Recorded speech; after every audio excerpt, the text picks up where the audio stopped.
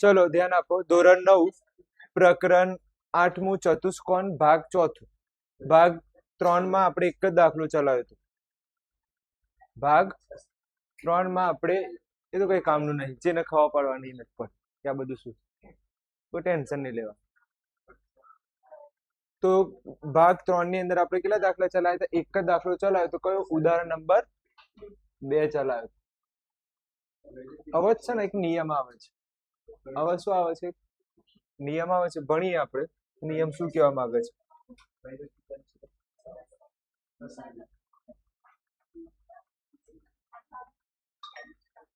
ચલો ધ્યાન આપજો.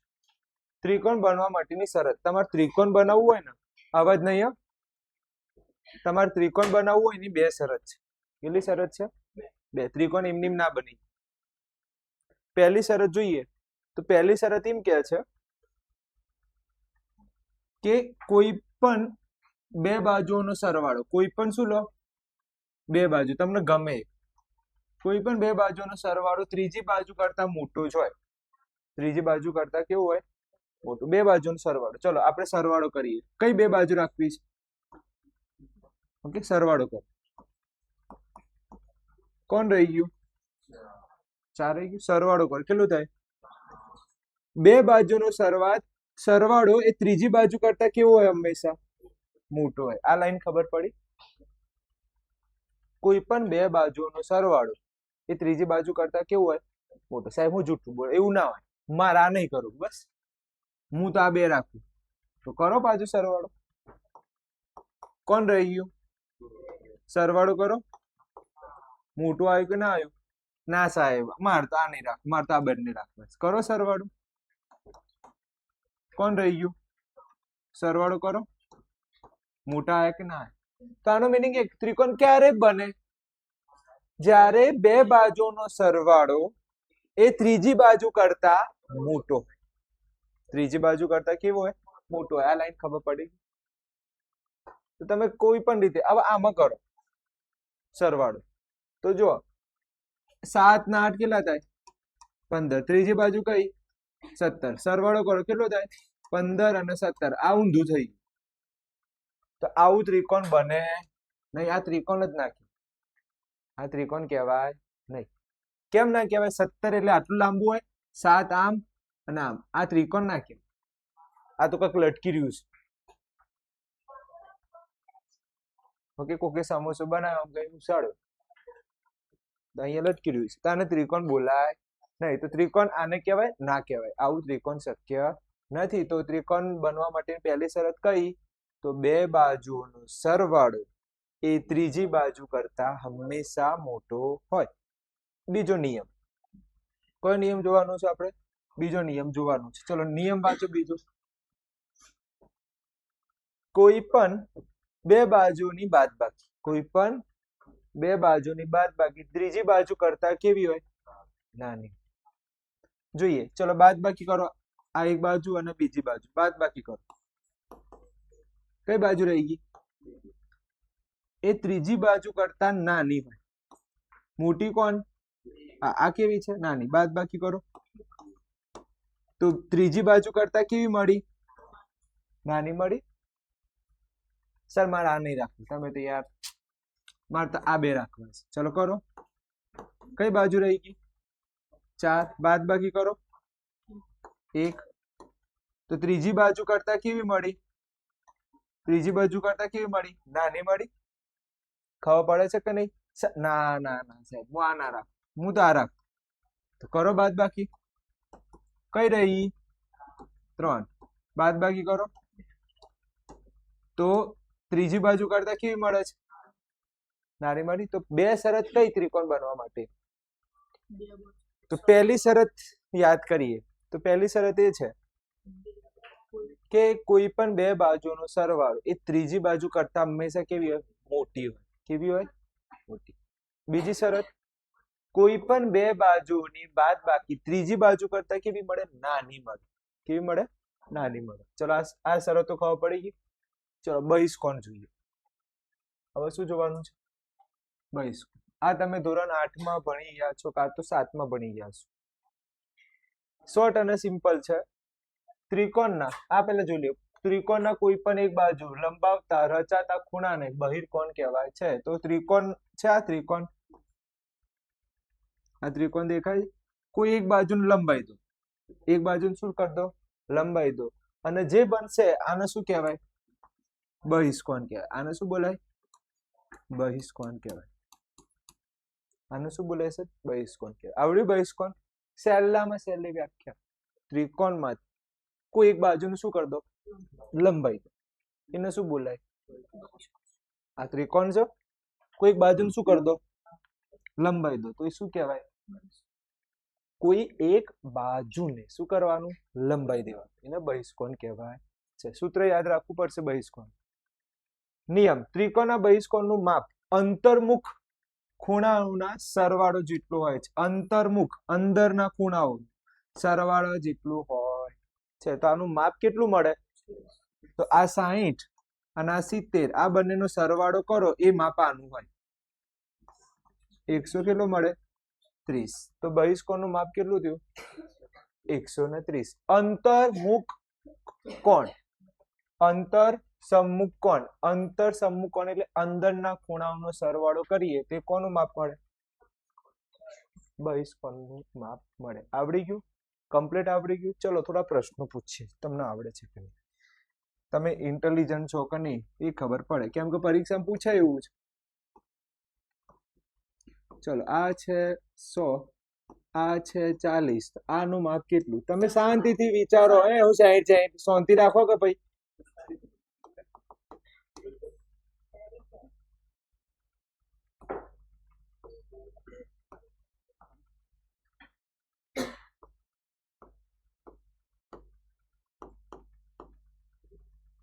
ઓકે, શાંતિથી વિચારવાનું છે અને આનું માપ શોધવાનું છે.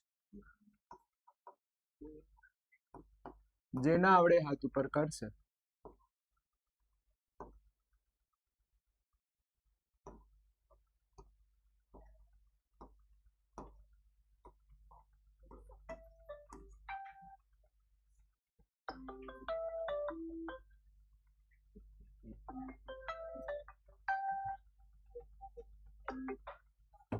ચલો આગળ જવા દો. શ્યોર? ઓકે.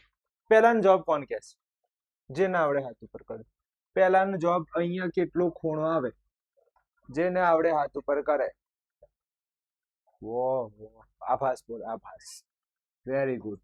કેમ, સરવાળો કરો, થાય છે કે નહીં? ચલો હવે આ તો એકદમ હેલું છે, આ તો એકદમ હેલું, આને જેવું તો હેલું છે જ નહીં કોઈ. બોલો બેન, 130. સાચું છે ભાઈ. આ બંનેનો સરવાળો કરો, કેટલો આવે, 130. Very good. ચલો આ બોલો, આ તો સૌથી ભારે, આ તો સૌથી ભારે, આના જેવું ભારે તો કોઈ છે નહીં. હાથ ઉપર કઈ જવાબ આપો, બોલો. 80. જવાબ શું આવે, 80, કેમ કે આ સરવાળો જો આવે છે બાર. તો આવડી ગયું બહિષ્કોણ. ચલો બહિષ્કોણની વ્યાખ્યા, ત્રિકોણની કોઈ એક બાજુને લંબાવતા જે બને છે એને શું કહેવાય, બહિષ્કોણ કહેવાય છે. ક્લિયર? આગળ જી. હવે કયો આવે છે ઉદાહરણ, કયો આવે છે, 3. ઉદાહરણ 3 કરવાનું છે સર તૈયાર, ઉદાહરણ 3 કરવાનું છે સર તૈયાર, નથી કરવાનું, આગળ જઈએ. સર ઉદાહરણ 4 કરવાનું છે, નથી કરવાનું, આગળ જઈએ. સાહેબ આવું કરતા રહો તમે, અમને તો મજા આવે છે. ઓકે, ઉદાહરણ નંબર 5 એ પણ કરવાનું નથી. જલસો પડી ગયો સાહેબ. હા તમે તો યાર એક કામ કરો, આખી ચોપડી ના પાડો, આખી ચોપડી ના પાડો. ચલો હવે ધ્યાન આપજો, આ કરવાનું છે. કયો દાખલો છે, સ્વાધ્યાયનો પહેલા નંબરનો દાખલો છે. ચલો થોડુંક રિવિઝન કરો. તો અત્યાર સુધીમાં મેં ટોટલ તમને 8 વસ્તુ શીખવાડી છે આ ચેપ્ટર. કેટલી વસ્તુ શીખવાડી મેં, 8 વસ્તુ શીખવાડી છે. સર કઈ 8 વસ્તુ એ પણ ચલાવી દઉં, તો ધ્યાન આપજો. 8 વસ્તુ કઈ કઈ શીખવાડી, તો મને યાદ છે ભાગ 1 માં, ભાગ 1 માં કેટલા પ્રમેય, તો પ્રમેય 8.1, 8.1, વાહ વાહ વાહ, 8.1 8.2 8.4 8.4 પછી ભાગ 2 માં કયા પ્રમેય?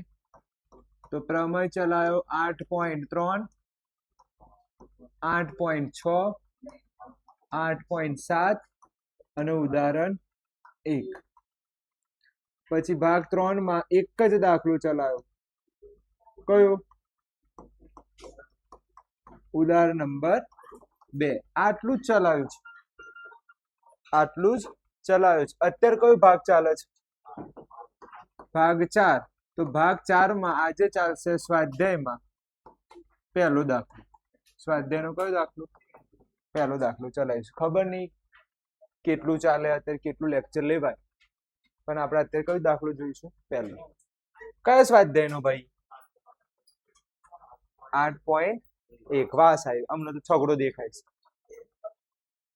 8.1 નો કયો દાખલો? પહેલો દાખલો જોવાનો છે. એકદમ સહેલું. હું તમને આકૃતિ બતાવું ને ફટફટ તમે બોલી જાઓ સાહેબ ચલાવવાની જરૂર નથી, આવડે છે. તમે શું બોલો? ચલાવવાની જરૂર નથી, અમને તો આવડે છે. કોઈ વાંધો નહીં, કરી લેજો જાતે. આવડે તો ને. ચલો હેડો સ્ટાર્ટ કરીએ, સમજીએ કે કઈ રીતનું પ્રમેય છે. જો સમાંતર બાજુ ચતુષ્કોણના વિકર્ણો સમાન હોય, શું કહું છું હું? વિકર્ણો સમાન હોય તો તે લંબચોરસ કહેવાય. તે શું ગણાય? લંબચોરસ. તમને એટલું તો ખબર છે ને ભાઈ, સમાંતરના બાળકો કેટલા? સમાંતર બાજુના ચતુષ્કોણના બાળકો કેટલા છે? 3 છે. કયા કયા 3? પહેલું કયું? લંબચોરસ. બીજું કયું? ચોરસ. ત્રીજું કયું? સમબાજુ. આ તો યાદ છે ને? આ યાદ છે? હા સર, અમને આ યાદ છે.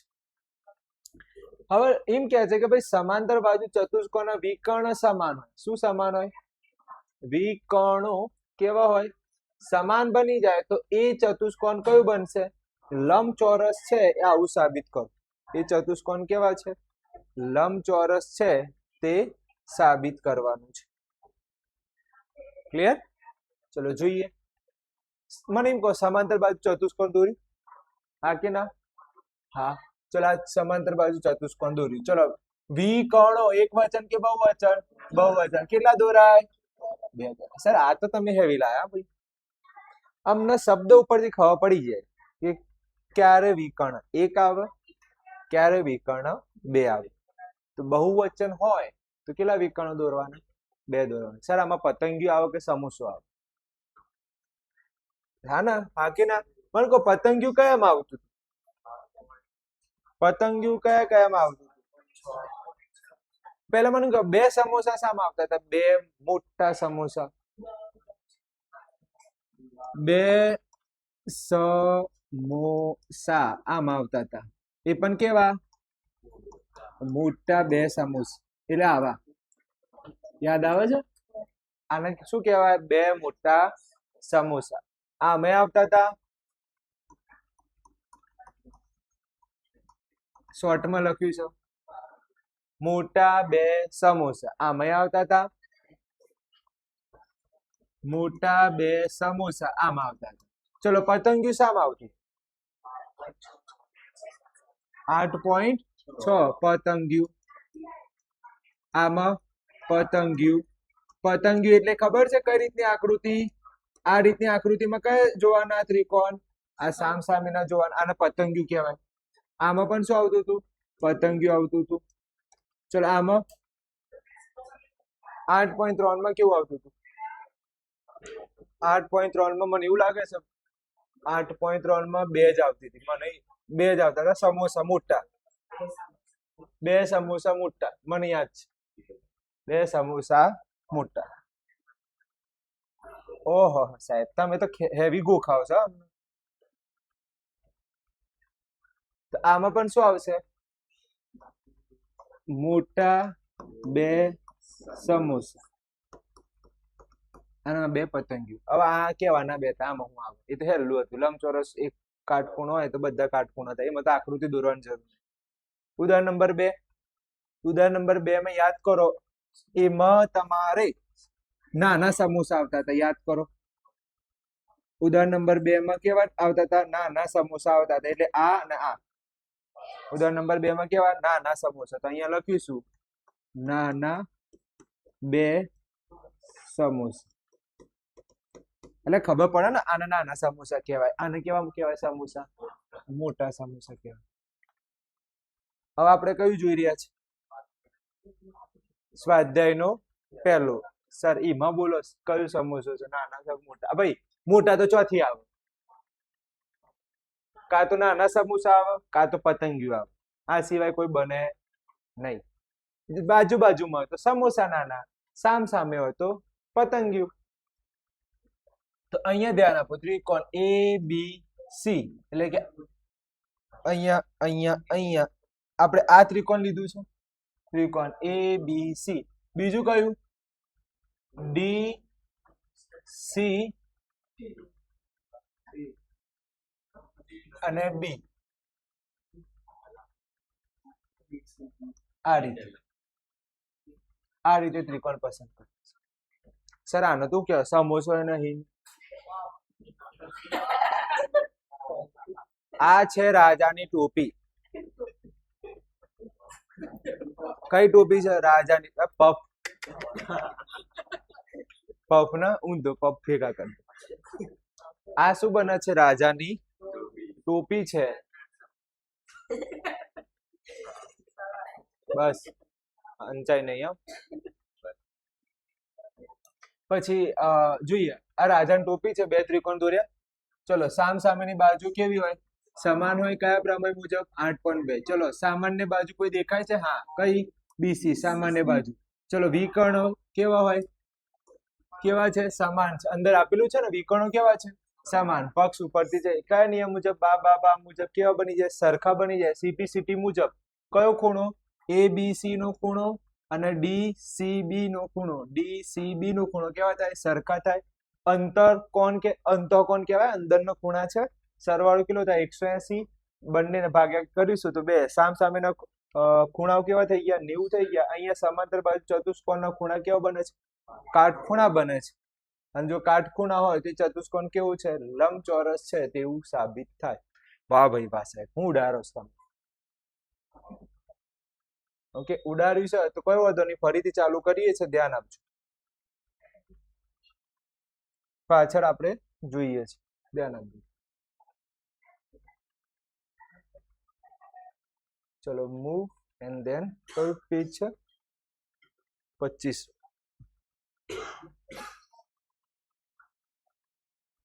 ચલો સ્ટાર્ટ કરીએ. આપણે સૌથી પહેલા શું દોરીશું? ચતુષ્કોણ. ચલો ચતુષ્કોણ દોરીએ. ચલો ચતુષ્કોણ દોરી દીધું. ઓકે, આગળ જવા દઈએ. હવે આમાં આપણે વિકર્ણ એક વચન કે બે વચન? બે વચન. તો બે વચન હોય તો આપણે આકૃતિ દોરીશું. ચલો, આ એક વિકર્ણ દોર્યું. ચલો, આ બીજું વિકર્ણ દોર્યું. હા, ચલો નામ આપો ફટાફટ. A, B, C અને D. આજનો છેલ્લો દાખલો છે, હું નહીં ચલવાનો પછી નહીં તાકાત માં, આટલી તાકાત સાથે. ચલો, ચતુષ્કોણ કયું? ABCD. વિકર્ણ દોરી દીધા બે. હવે મને કહો, અહીંયા લંબચોરસ સાબિત કરવાના છે. વિકર્ણો કેવા છે? સમાન છે અને લંબચોરસ સાબિત કરવાનું છે. તો આપણે કયું ત્રિકોણ લઈશું? જવાબ આપો. તો રાજા વાળો ત્રિકોણ. તો જવાબ આપો. ખૂણો કયો? ત્રિકોણ કયો? ABC. અને બીજો ખૂણો કયો? DCB માટે. ચલો, સમાંતર બાજુ ચતુષ્કોણ છે તો સામ સામેની બાજુ કેવી બતાવી દે? સમાન બતાવી દે. વિકર્ણ કેવા બતાવી દે? એકબીજાને સમાન છે. વિકર્ણ એકબીજાને કેવા છે? સમાન છે. પ્લસ આ સામાન્ય બાજુ છે. આ કેવી બાજુ છે? સામાન્ય. તો દેખાય છે કયો નિયમ આવે? ચલો બોલો. AB બરાબર શું લખું? AB બરાબર શું? DC શું છે? કયો પ્રમેય? 8.2. જો યાદ ના હોય 8.2 તો આટલું લાંબુ વાક્ય લખવાનું. કે સમાંતર બાજુ ચતુષ્કોણના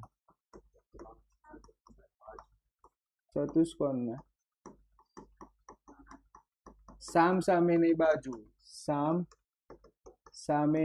બાજુઓ કેવી હોય? સમાન હોય. આ તમારે યાદ રાખવાનું છે. ક્લિયર? ચલો આ થઈ ગયું. આટલું વાક્ય સારું કે આ લાંબુ સારું? ટૂંકું સારું. ચલો પછી બોલો. AB બરાબર AB કેવી બાજુ છે? સાહેબ અંચાયડા તમે. BC બરાબર BC. એટલે ભાઈ હું કયા ત્રિકોણની વાત કરું છું એ તો ખબર છે. અમુક લોકો એ ના એક આ ત્રિકોણ. અમુક લોકો તો એ જ ઊંઘમાં હોય. સાહેબ તો કયા ત્રિકોણની વાત કરું છું? હા, એક પીળા વાળું ત્રિકોણ જુઓ અને એક વાદળી વાળું ત્રિકોણ જુઓ તો કોમન બાજુ કઈ છે બંનેમાં? તો અહીંયા લખ્યું BC બરાબર BC. કઈ બાજુ? સામાન્ય બાજુ. તમે ધ્યાનથી જો, આ બાજુ અને આ બાજુ કેવી કહેવાય? સેમ કહેવાય. એ લખ્યું કે ના લખ્યું? પછી આ લખ્યું BC સમાન. કેમ? કોમન બાજુ છે. પેલામાં આવે છે અને then પેલામાં આવે. ચલો આગળ જઈએ. ચલો હવે કયું આવે? વિકર્ણ. શું આવે? વિકર્ણ. તો AC વિકર્ણ બરાબર પેલી બાજુ DB વિકર્ણ. વિકર્ણ કેવા છે? વિકર્ણ સમાન છે. વિકર્ણ કેવા છે? સમાન છે. કારણ કે પક્ષમાં કીધેલું છે. શામાં કીધેલું છે? પક્ષમાં. ચલો ત્રિકોણ ABC એકરૂપ. કયા ત્રિકોણ? DCB. કયા નિયમ મુજબ? બા શરત મુજબ. હવે કયા ખૂણાની વાત કરીશું? આ ખૂણાની વાત. ખૂણાનું નામ આપો. ABC બરાબર પેલી બાજુ DCB કેવા થાય? સરખા થાય. કયા નિયમ મુજબ? CP/CT મુજબ. હવે મને એમ કહો, ખૂણો ABC વત્તા ખૂણો DCB કેવા થાય? 180. કેમ? અંતઃકોણના ખૂણાઓનો સરવાળો કેટલો થાય? 180 થાય. એટલે કે અંદરના ખૂણાઓ. કયા ખૂણાઓ? અંદરના ખૂણા. આવું 90 નહીં બતાવવાનું. આ ખૂણો અને આ ખૂણાનો સરવાળો કેવો થાય? 180. કેમ કે અંતઃકોણ છે, અંદરના.